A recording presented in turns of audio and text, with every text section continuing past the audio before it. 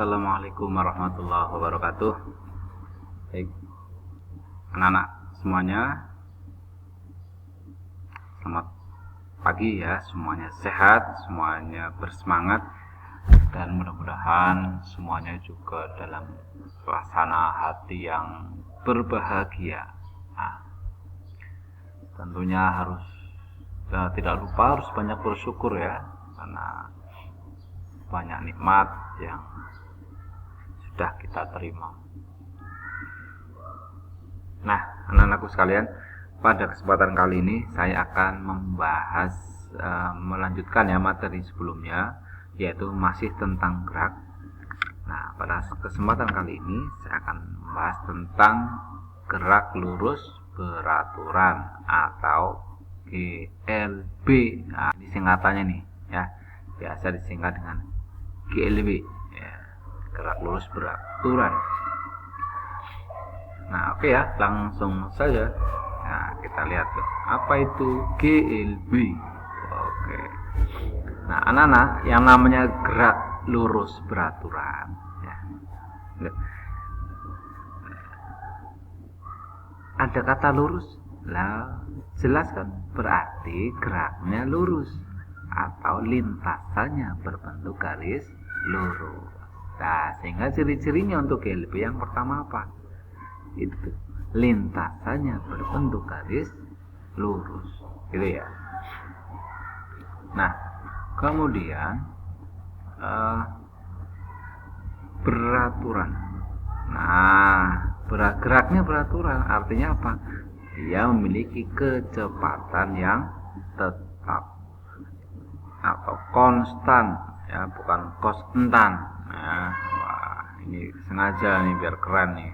Konstan, konstan atau tetap, tidak bertambah cepat ataupun tidak bertambah lambat, kan gitu ya, namanya konstan. Nah, kalau nggak tambah cepat nggak tambah lambat berarti apa? Yo, percepatannya nol. Yang namanya percepatan kan bertambah cepat. Nah, karena konstan ya berarti percepatannya nol, kan gitu. Nah, atau lebih detailnya lagi, artinya kecepatannya tetap itu, nah, dalam selang waktu yang sama itu menempuh jarak yang sama. Nah, misalkan sebuah mobil dalam detik pertama dia menempuh jarak 10 meter, maka nanti detik kedua sampai detik ketiga itu kan rentang waktunya 1 detik juga ya, berarti menempuh jarak berapa? 10 meter lagi. Nah, itu loh maksudnya. Jadi dalam selang waktu yang sama itu menempuh jarak yang sama. Nah, untuk gerak lurus beraturan persamaannya adalah ini ya, satu tok, nggak ada yang lain. S sama dengan V kali T atau sefet ya, sefet. S sama dengan V kali T. Jangan lupa ya dikotai kotaknya yang indah lah. Kotaknya kotak cinta. Kenapa kotak cinta? Harapannya ketika kamu belajar sesuatu harus dengan cinta. Ketika segala sesuatu dilakukan dengan penuh kecintaan, maka mudah-mudahan semangatnya tetap berkobar, hasilnya pun berkibar, kan begitu ya. Nah, ini persamaannya. Nah, atau boleh nih yang apa suka menghafalkan model begini silahkan. Ya, ini S-nya, ini V-nya, ini T-nya. Jadi kalau S itu kalau misalkan yang ditanyakan S, ini S itu berarti sama dengan apa? V dikali T, ya. Kalau membaca ini segitiga ini, kalau S ya berarti V kali T. Nah, kalau yang ditanyakan V, V-nya berarti apa? Kalau V yang ditanyakan berarti S dibagi T. Makanya kalau atas bawah berarti dibagi. Kalau berdampingan itu dikali, ya gitu loh. Nah, S bagi V. Nah, kalau mencari T-nya berarti sama dengan apa? Ya berarti ini S dibagi V, S bagi V. Itu loh saya cara menghafalkannya, walaupun ya gampang. Oke. Nah, kemudian lanjut. Oh ya, S-nya apa? Nah, S-nya itu adalah space. Oke ya, space itu ruang, atau bahasa Jawanya spasi. Spasi artinya jarak, satuannya meter. Kemudian T-nya adalah time atau waktu, satuan internasionalnya sekon. Kemudian V-nya adalah kecepatan, velocity ya. Nah, tapi dalam perhitungan nanti biasanya kecepatan itu ya akhirnya kalau tidak ada keterangan, hanya menunjukkan nilai, ya dianggap kelajuan. Tapi bahasanya kadang-kadang sama juga kecepatan ya, satuannya meter per sekon ya. Kemudian yang tidak kalah penting itu adalah konversi ini. Dalam gerak lurus beraturan itu ada konversi nilai yang sering digunakan. Ini kan ada meter, ada sekon, tapi kan dalam kehidupan sehari-hari kan pada kenyataannya tidak selalu satuannya meter per sekon, ada juga kilometer per jam. Nah, ini konversinya. 1 kilometer per jam itu 5/18 meter per sekon. Lo dapat dari mana nih? Ini lo dapatin dari sini tuh. Kalian pengen tahu loh. Nah, di sini nih. 1 kilometer per jam ya sama dengan berapa meter per sekon, kan gitu. Coba saya tanya, 1 kilometer berapa meter? 1000. Pinter. Nah, ini mesti SD nya juara semua nih, kan gitu. 1 jam, ini kan jam nih. 1 jam berapa detik? Berapa? Wah, mantep ya. 3.600 kan gitu tuh ya. Lah, ini lo tinggal disederhanakan ini. Diseret, diserot, diceret, dijerot, kan begitu ya. Tinggal 10/36. Disederhanakan jadinya dibagi 2 kan. Jadi 5/18. Itu loh, meter per sekon.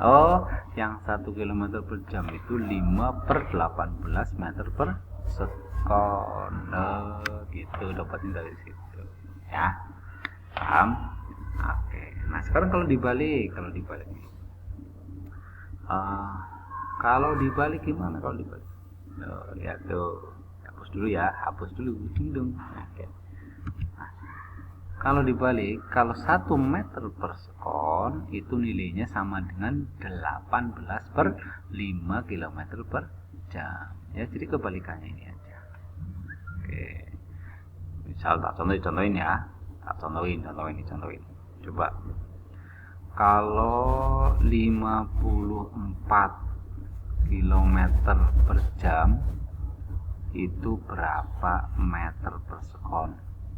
Kamu lihat, kilometer per jam dirubah jadi meter per sekon, berarti dikalikan berapa ini? 5/18. Berarti sama dengan 54 dikalikan 5/18 gitu loh. Gampang kan? Coba 54 bagi 18 hasilnya berapa? 3. 3 kali 5 15. Berarti yang 54 km per jam itu sama saja 15 meter per sekon. Gitu loh ya. Nah, coba kalau coba yang pertamanya gini, apa ya, misalkan ya 10 misalkan. Coba kalau 10 meter per sekon itu berapa kilometer per jam misalkan ya enggak. Lo lihat, dari meter per sekon dirubah ke kilometer per jam. Meter per sekon dirubah ke kilometer per jam dikalikan berapa ini?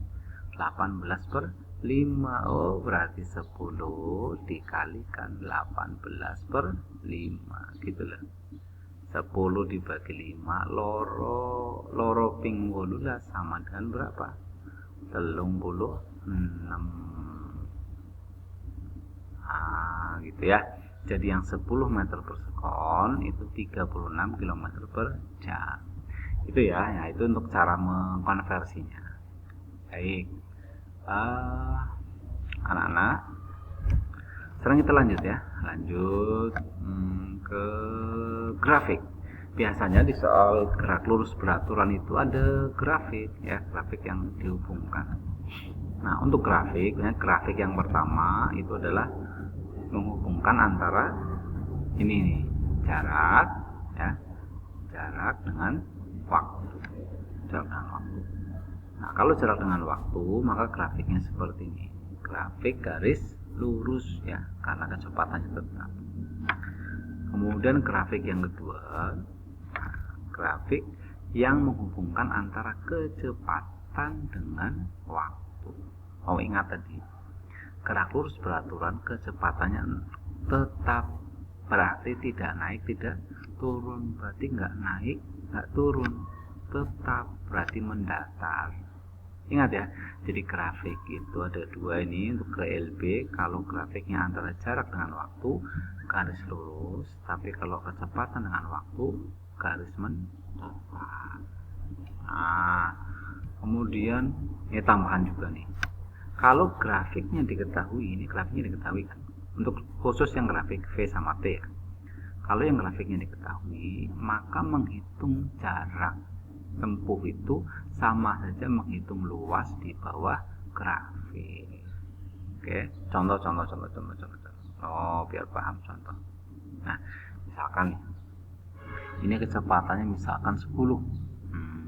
Ya, sini 10 meter per sekon. Pertanyaannya, benda yang bergerak dengan kecepatan 10 meter per sekon ini, nah misalkan pada detik ke-8, nah ini kan detiknya, detik ke-8 itu menempuh jarak berapa?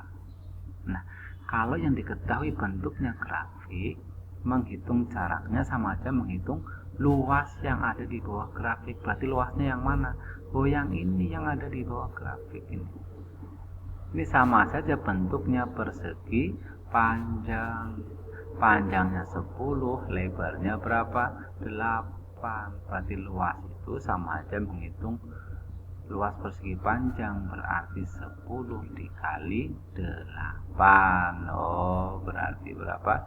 80 meter. Ya, itu jaraknya ya. Jadi kalau grafiknya diketahui, luas itu boleh juga dengan menghitung luas yang ada di bawah grafik. Apa tadi? Jarak. Oh ya, menghitung jarak itu dengan menghitung luas yang ada di bawah grafik. Ya. Baik. Sekarang kita lanjut. Ini kita hapus dulu. Ding dong. Oke. Nah, sekarang tak berikan satu contoh soal dasar saja ya. Dasar iso. Oh ya iso ya. Pasti kamu semuanya anaknya pinter-pinter ini ya. Butuh pinter ngapusi, tapi pinter beneran. Oke. Nah, misalkan ada soal bunyi nih. Ayah berangkat dari rumah mengendarai mobil dengan kelajuan tetap 72 km per jam menuju gedung pertemuan. Jika ayah sampai tujuan memerlukan waktu 30 menit, maka jarak rumah ke gedung pertemuan itu adalah titik-titik. Nah, itu ya. Oke, sekarang kamu lihat dulu. Berarti dari soal ini yang diketahui apa? Yang 72 km per jam ini apa? Ini sudah ada kelajuan.